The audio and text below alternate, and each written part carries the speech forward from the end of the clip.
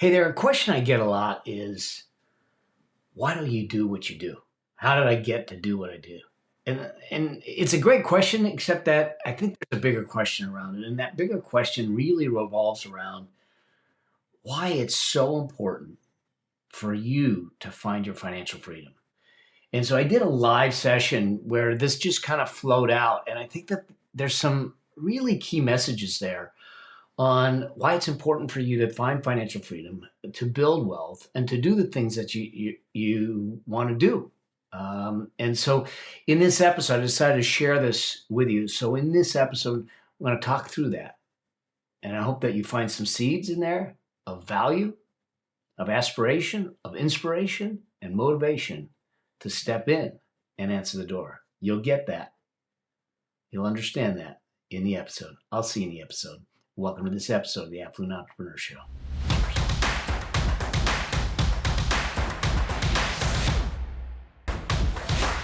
Here's something. I was just having a conversation with just such a good friend that reached out to just say hey and everything, and we were just talking. And she asked the question of, why am I doing it? Why are we doing this program? Why am I out speaking? Why? And it's an easy answer for me, but maybe it's something that people don't realize. I think that as I have the blessing to travel and speak to people, to have the conversations with folks and hear where they are in their world, in their life, in their perspective, I hear everything from, oh my God, things are great and we're blowing doors off, to, I'm really scared. I'm not sure what's going on. I'm afraid to do something. I made some bad decisions and I'm afraid to make more bad decisions. And people that are sitting back saying, I'm in debt. And all of those are fair. All of those are important and everything. But the thing that caused me the angst, that gets me to really step into it, is this idea of what I got a lot of times was, well, this is what I get. This is what I got. And that's that settling mentality. And I don't want that for anyone. Life isn't just about it. Life is about, it's about more. It's about living fully. It's about living into your dreams. It's about seeing that inspiration or that motivation or that yearning inside that you so ache for, and going after it. And it's like, I want so much more for you, for the people I serve, for the community, for society, because too often I think we're willing to settle, and I just don't want to settle. Not that we're not content. I'm content. I'm happy. I'm content. But I don't want to just settle, if you know what I mean. And I don't think that that's a necessity. I don't care what's going on in the economy. I don't care whether the market's up or down. It went way up today. Okay. It was down the last 6 days. Who cares? But are you living fully? Are you showing up greatly? I had the gift of having a couple of students on with me yesterday. And the interesting thing is, some of them, they got out of debt and they're building wealth and they're doing these things. But by and large, what they talked about was how their life changed. That they see so much more for themselves, for their children, for their legacy, for what they're creating. That their relationships became closer because they've got this common vision. See, as much as we talk about the money, it isn't about the money. But it's about the life we get to create with the money. It's about the movements we get to get behind with the money. It's about the missions that matter with the money. And when we can get and take the money stress off the table, how much lighter is life? How much more fulfilling is life? How much more can you do and give and be generous with when that happens. See, that's what I see. That's what I see in all of you. It's just something that I wanted to jump in and have this conversation in a way that maybe it hits. It hits you that I get that maybe we aren't at the place we want to be in life. Maybe we never get there. But I think the joy is to be on the road to it. I think the joy is to be on the journey, the joy in the journey and not the destination. Finding that contentment, finding that happiness, finding that fulfillment because we know we're living in alignment with our values. You know, in training 3, we talked about the money identity cascade. And at the upper top of it is this idea of why, the purpose. And that was the very first principle we talked about on day 1 of the training. Of the very first principle is understanding our why before our how and how much. And I want you to know, I want you all to know that there's a greater calling that's knocking on the door for each of us.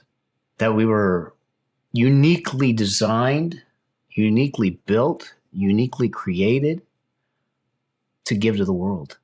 And the freedom to give that to the world is made easier when everything falls in line, when we take and start to strip away the stresses of financial worry. See, I think that our society we're focused on, we talk about mental health, mental wellness, we talk about physical wellness, talk about all that stuff. But we can't have physical wellness or mental wellness without financial wellness. I mean, think about it. Financial stress is one of the greatest stressors in relationships. It's the number 2 cause of divorce. Behind infidelity, it's crazy. Statistics show that workers, employees are less productive, less accurate, less precise, and more stressed because of money. So what would happen in our life if all of a sudden financial stress was taken care of? Maybe not, you didn't have everything you needed, but you knew that you had it under control. You knew you had a direction. You knew you had a path. You knew you had the roadmap, the blueprint, if you will, to walk a path, to know that you're going the right direction, to know that you have a support mechanism, a place to go to have safe, sane conversations, a place for support, a place to hang your head sometimes and say, I need help. How would that take that stress away so you can work on the other aspects of life? I think that's the thing that starts to get me to think through more why I do what I do, why we're doing this, why I want so much for everyone to find that path to financial freedom. It's not for the financial, actually. It's for the freedom. Freedom to choose. Freedom to have options. Freedom to decide. Freedom to give. Freedom to be more. All of that. I think that's when it starts to mean something more than just an amount in a checkbook, checking account, investments, what to invest in, and all that stuff. Because we can give you that. You know, what should you invest in? That's a short conversation, actually. But why to invest in it? How it brings richness to your life? That's a deeper conversation. How it drives other people's lives, how you get a chance to change the lives of the people you love by being able to create experiences and feelings and everything, whether it's your children, your grandchildren, your siblings, your great-grandchildren. How you get a chance to start a foundation like I have for charity. Mine is for abuse and violence against women and children. I don't know what yours is.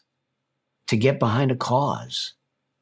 And to have the opportunity to just say, I don't have to do anything to bring the money in because I created a money machine and I now have the freedom to stay in the cause. That to me is why we do this. That's the reason to build wealth. That's the reason to have a money machine. That's the reason to find the freedom.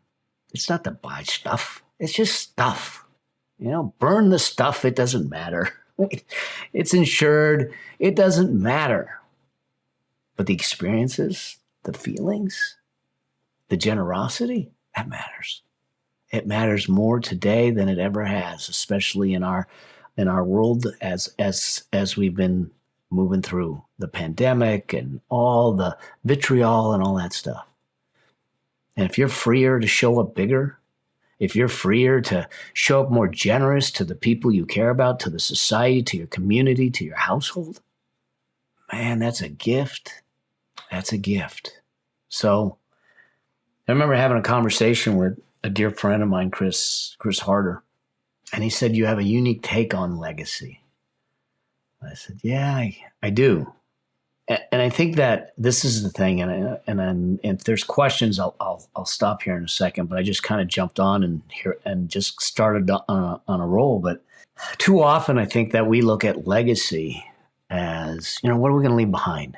What's the assets my children are going to get? What did I do while I was here? Legacy's so much simpler and so much greater. See, to me, legacy isn't some statue, some monument somewhere because you did something. It's not some name on a building in a university. That's wearing it out on your sleeve. Legacy's simpler. Legacy, it's created in a moment. It's lived each moment. It's lived each day. It's not something that I gotta die to have, or I had, but the reality is that a simple look at a child, and I'm proud of you, that changes their life, their perspective on life, that's legacy. That's the reality of legacy. And having the opportunity to do that each and every moment, to know that the moments, the stack of moments is what creates the richness in life, and that it's the stack of moments that build the legacy and not what did we do at the end. And I hope that you start to look through those eyes every time you interact with someone, every time you have an opportunity, whether it's picking up the phone, whether it's the person coming to the door.